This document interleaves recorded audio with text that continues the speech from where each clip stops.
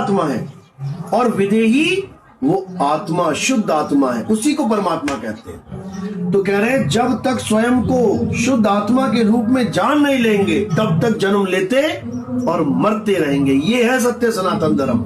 लेकिन लोग कृष्ण जी को भगवान बना के, राम जी को भगवान बना के उसी की पूजा में लीन है, अपने आप को शुद्ध आत्मा करके नहीं जान पा रहे कभी। इसीलिए बार बार जन्मना मरना पड़ेगा। चाहे कोई राम राम जप ले, राधे राधे जप ले, हरे कृष्णा जप ले, ये सब नाम उनको 84 में लेके जाएंगे, एक भी पार नहीं कर सकता। कारण क्या है? क्योंकि नाम तो खूब जपा लेकिन अपने आप को शुद्ध आत्मा के रूप में नहीं जान पाए। और जो इसको नहीं जान पाएगा वो 101% 84 में जाएगा। यही समझा रहे हैं। देखो, जब तक अधर्म का त्याग करके धर्म में दृढ़ नहीं होंगे तब तक ये जन्म लेते और मरते रहेंगे। यही ब्रह्म विद्या का प्रथम पाठ है। ये पहला पाठ है। जन्मा है वो अवश्य मरेगा और जो मरता है वो अवश्य फिर से जन्म लेगा। समझे? तो इसलिए अब केवल आत्मा परमात्मा की बात करनी है, बाकी नामों को छोड़ दो, सब नामों को छोड़ दो। कोई कहता है आप कबीरपंथी हो, हाँ उसको बताओ हम कबीरपंथी क्यों हैं। कबीर साहब के बताए मार्ग पे चलने वाले को कबीरपंथी कहते हैं। कबीर पंथी यानी मार्ग पे चलने वाला, पथ से पंथी, पथ यानी रास्ता, रास्ते पे चलने वाला पंथी।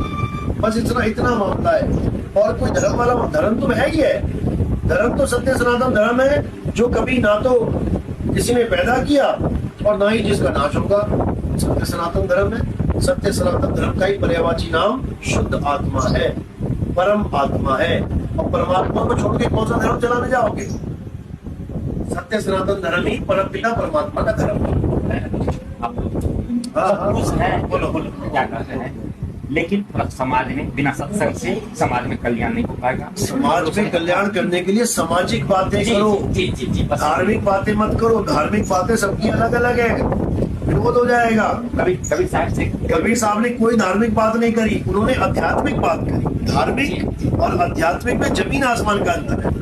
धार्मिक बातें लोग क्या मानते हैं कि जो उनके धर्म के अनुसार बताया जा रहा है। हिंदू धर्म में जो बातें चल रही हैं वो धार्मिक है, मुसलमान में जो बातें चल रही हैं वो उनकी धार्मिक है, सिख में ईसाई में जो बातें चल रही है वो उनकी धार्मिक है। कबीर साहब का मार्ग आध्यात्मिक है। आध्यात्मिक का मतलब क्या होता है? अध्यात्म यानी अध्याय। अध्याय मतलब जैसे अध्याय होते हैं, अध्याय 1, अध्याय 2, अध्याय यानी ज्ञान, किताब। अध्याय प्लस आत्म। किसका अध्याय? किसकी पढ़ाई करनी है? आत्मा की पढ़ाई। तो बन गया अध्यात्म। कबीर साहब आध्यात्मिक गुरु है, धार्मिक गुरु नहीं है। ये आप धर्म का प्रचार कर रहे हो, कबीर धर्म। हम अध्यात्म का प्रचार कर रहे हैं। आत्मा का अध्याय पढ़ो, इसलिए फर्क है।